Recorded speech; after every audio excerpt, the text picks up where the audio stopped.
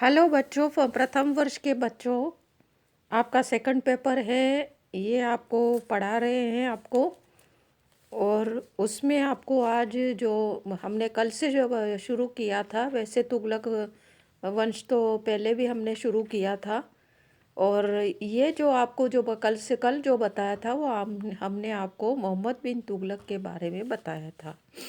मोहम्मद बिन तुगलक के विभिन्न योजनाएं और उसके सुधार के बारे में कल हमने पढ़ा था। अब आज जो हम पढ़ेंगे वो है मोहम्मद बिन तुगलक की धार्मिक नीति, और दूसरी जो उसकी नीति विदेश नीति, दो के बारे में पढ़ेंगे। सबसे पहले हम जो है धार्मिक नीति के बारे में पढ़ेंगे। अब ये जो है मोहम्मद बिन तुगलक भी अलाउद्दीन खिलजी की तरह ही था। और उसने जो राजनीतिक मामलों को लेकर, वैसे तो अलाउद्दीन और मोहम्मद बिन तुगलक के में बहुत अंतर है सभी चीज़ों में, लेकिन हम राजनीतिक मामलों में जिसने जिस तरह से अलाउद्दीन ने शरअ का अनुसरण नहीं किया था, उलेमाओं के प्रभाव से मुक्त रखा था, इसी तरह से मोहम्मद बिन तुगलक ने भी राजनीतिक मामलों में शरअ का अनुसरण नहीं किया और उलेमाओं के प्रभाव से अपने वो में जो राजनीति को अलग रखा था, धर्म और राजनीति को पृथक रखा था।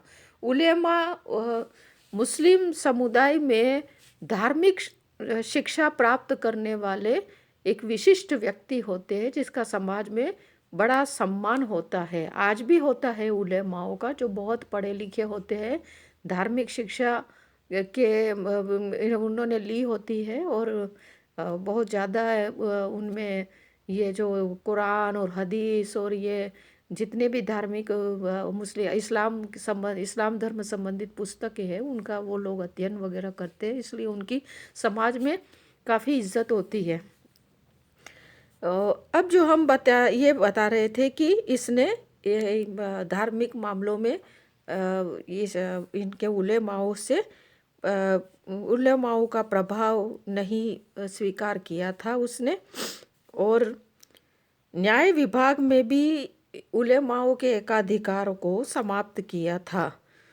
और कुछ अन्य ऐसे लोग थे इनको जो कानून संबंधित जानकारी रखते थे उनको अच्छे पद पर नियुक्त किया था, न्याय संबंधित पदों पर नियुक्त किया था। यदि ऐसा है कि यदि कोई उलेमा भी ऐसा बगावत कर देता या राजद्रोह कर देता था, तो या फिर कोई धार्मिक संस्थाओं में रह कर के धन का गबन करता था, तो मोहम्मद बिन तुगलक अगर उसका अपराध सिद्ध हो जाए तो उनको भी कठोर दंड देने में नहीं चूकता था। तो इस तरह से उलेमा वर्ग सुल्तान से सख्त नाराज हो गया था और जनता में इसके विरुद्ध असंतोष जो है वो पैदा हो गया था। और ये भी मतलब उसके समय में एक विद्रोह का कारण बना था।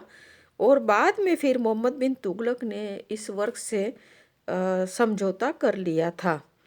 प्रारंभ में खलीफा की सत्ता में विश्वास नहीं करता था, लेकिन उसने अपने पद के लिए खलीफा की स्वीकृति प्राप्त करने की कोशिश भी उस समय नहीं की थी। शुरुआत में न ही अपने सिक्कों में खलीफाओं का नाम खुदवाया था, न खुद ने खलीफा की उपाधि धारण की थी।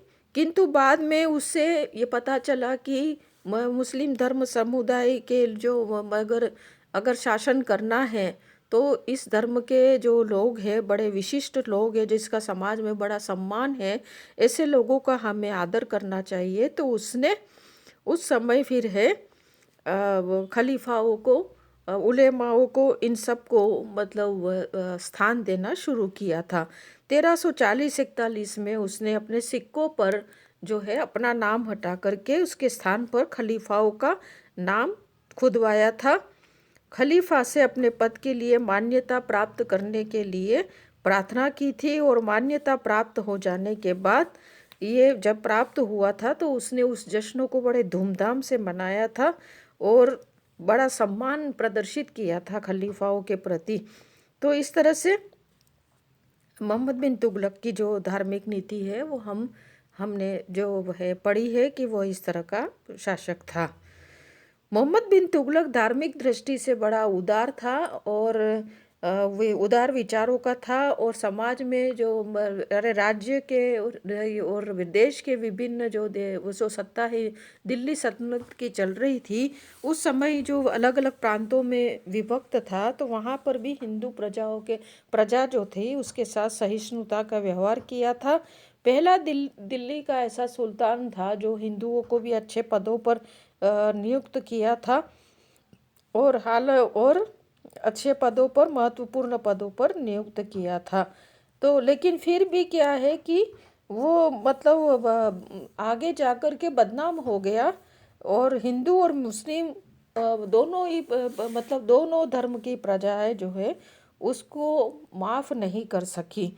लेकिन उसका जो कारण था वो उसकी धार्मिक नीति या उसके विचार नहीं थे, बल्कि उसकी विभिन्न योजनाएं थी जो असफल हुई थी। और वो योजनाएं जो है हमने कल बताया था, दोआब में कर बढ़ाना, दीवाने कोही की स्थापना करना है न, राजधानी परिवर्तन करना, तो और तांबे या जो सांकेतिक सिक्के या तांबे के सिक्कों का प्रचलन करना, ये सारी बातें हमने कल बताई थी, वो सभी थे।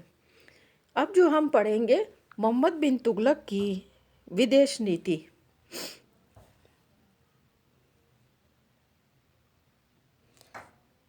मोहम्मद बिन तुगलक की विदेश नीति में हम सबसे पहले पढ़ेंगे उसकी खुरासन विजय।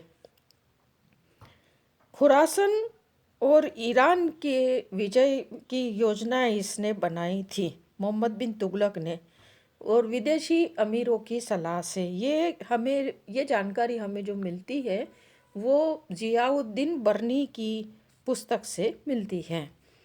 इसके लिए उसने 3,70,000 सैनिकों की एक विशाल सेना तैयार की थी और वो सेना को 1 वर्ष का जो वेतन है वो फ्री में दिया था, पहले दे दिया, अग्रिम दे दिया था 1 वर्ष का वेतन। लेकिन ये योजना क्रियान्वित नहीं किया जा सका और बाद में इस योजना को जो है परित्याग कर दिया। तो उसका मुख्य कारण यह था कि मध्य एशिया की राजनीतिक स्थिति में उस समय परिवर्तन हो गया था, इसलिए वहाँ सेना भेजना खतरनाक साबित हो सकता था। इसलिए इसने खुरासन विजय करने की जो योजना है उसको आगे नहीं चला करके उसका त्याग कर दिया। तो इससे जो है दिल्ली सल्तनत का जो कोष था, राजकोष था, शाही खजाना था, उसको में भारी नुकसान हुआ था।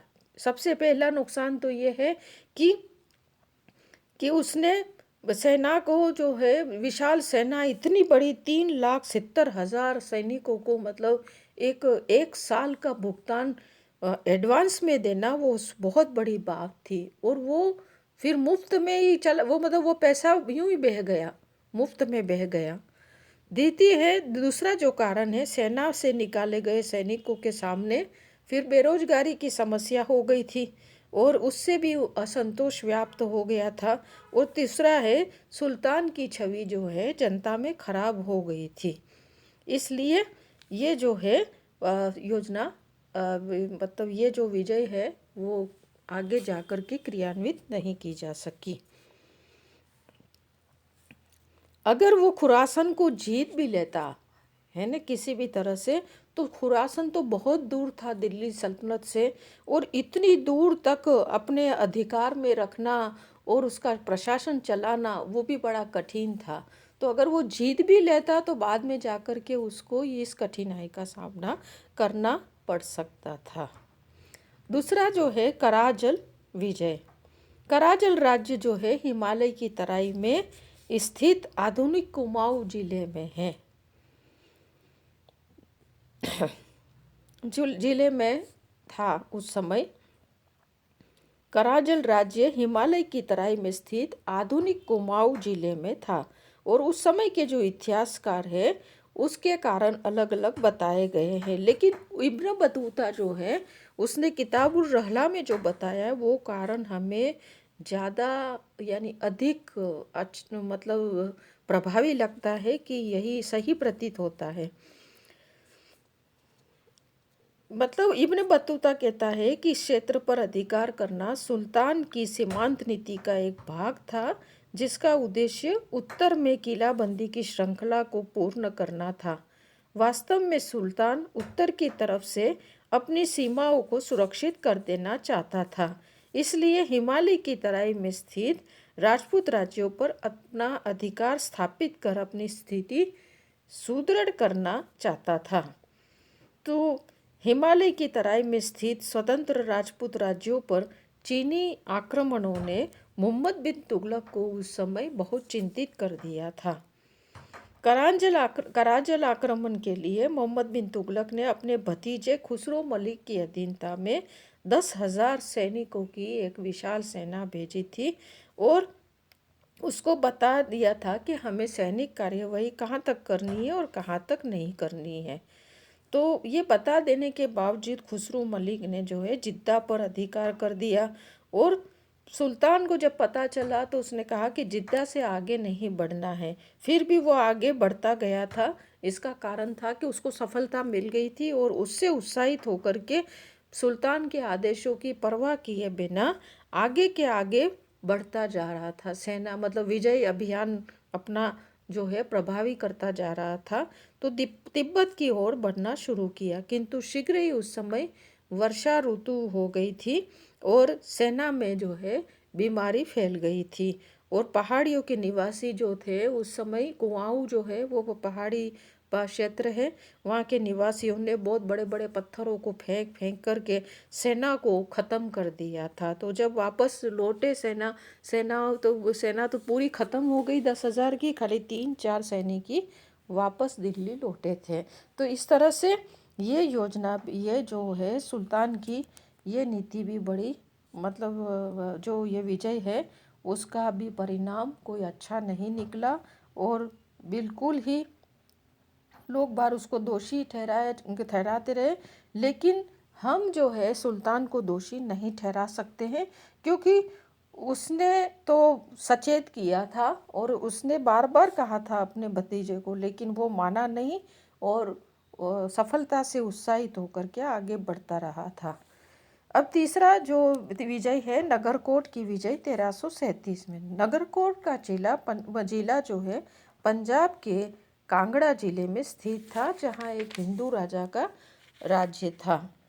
तो अभी तक किसी भी मुसलमान शासक ने नहीं जीता था और मोहम्मद बिन तुगलक ने उससे 1737 में जीत लिया था और वहाँ के राजा को अपनी अधीनता स्वीकार करके वो किला जो है वो वापस उसे सौंप दिया था। अब जो है आगे है दक्षिण भारत विजय।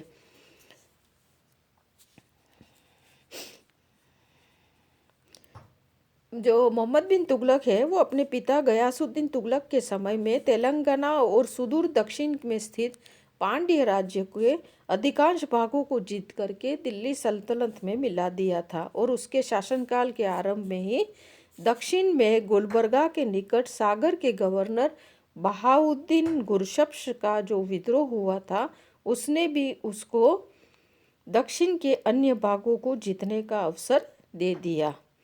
गुरशप ने कंपिल्य के हिंदू राजा के यहाँ शरण ली, जो अभी तक दिल्ली सल्तनत के आधिपत्य से बाहर था। मोहम्मद बिन तुगलक ने गुरशप के विरुद्ध जो सेना भेजी उसने कंपिल पर आक्रमण करके वहाँ के राजा को परास्त कर दिया और राजा युद्ध करता हुआ मारा गया और उसके बाद जो कंपिल है दिल्ली सल्तनत में मिला दिया। किंतु कंपिल के पतन के पहले गुरशप वहाँ से भाग करके सुरक्षित द्वार समुद्र के शासक वीर बल्ला के राज्य में पहुँच गया था और वीर बल्ला ने गुरशप को शाही सेना के हवाले कर दिया था तथा खुद दिल्ली की अधीनता स्वीकार कर ली थी। इस अवसर पर वीर बल्ला ने उसके राज्य जो है द्वार समुद्र का एक बड़ा भाग छीन कर दिल्ली सल्तनत में मिला लिया था। किसने? मोहम्मद बिन तुगलक ने वीर बल्लाल से छीन करके मिलाया था। राजधानी परिवर्तन के पश्चात तुगलक ने देवगिरी या दौलताबाद के पास स्थित जो है एक कोंडाना करके स्थान है, जिसको सिंहगढ़ भी कहते हैं, उसके किले पर आक्रमण किया था। और जो मतलब उस समय ये नाग राज्य था और स्वतंत्र राज्य था। तो 8 महीने के गहरा वहाँ पर लगा था और अंत में उस राजा ने जो है समर्पण कर दिया था। इस प्रकार कोंडाना पर भी सुल्तान का अधिकार स्थापित हो गया और दक्षिण भारत में उसकी ये नई विजय थी। इस प्रकार इन विजयों से सुल्तान की जो है दक्षिण भारत की विजय पूर्ण हुई और दक्षिण के कुछ भाग को छोड़कर शेष सभी भाग जो है मोहम्मद बिन तुगलक ने अपने अधिकार में कर दिया। अब है मंगोल आक्रमण 1327 ईस्वी। मोहम्मद बिन तुगलक के समय में 1327 के लगभग ट्रांस आक्सियाना के मंगोल शासक जो थे अलाउद्दीन तर्माशिरी ने एक विशाल सेना के साथ भारत पर आक्रमण किया था, किंतु इतिहासकार मेहदी हुसैन जो है वो इसको आक्रमणकारी नहीं मानते हैं, बल्कि उनका मानना था कि तर्माशिरी जो है गजनी के निकट जो है अमीर चौवन से पराजित होकर के एक शरणार्थी के रूप में भारत में भागकर आया था और मोहम्मद बिन तुगलक ने 5,000 दिनार की आर्थिक सहायता देकर उसे वापस भेज दिया था। किंतु डॉक्टर मेहदी हुसैन जो है मेहदी हुसैन के इस मत को स्वीकार नहीं किया जा सकता, क्योंकि ईसामी जो है वो मतलब इतिहासकार है और ये वो जो बताता है कि स्पष्ट रूप से तर्माशिरी जो ने को मंगोल आक्रमणकारी बताता है और लिखता है कि मुगल और मुल्तान और लाहौर में लूटपाट करते हुए मेरठ तक पहुंच गए थे, किंतु सुल्तान द्वारा भेजी गई सेना ने मंगोलों को परास्त करके वापस भगा दिया था। और इस प्रकार यह पहला और अंतिम मंगोल आक्रमण था जो मोहम्मद बिन तुगलक के समय में हुआ था, जिसका सामना सुल्तान ने किया था और उनको भगा दिया था, हरा करके भगा दिया था। ठीक है बच्चों, धन्यवाद।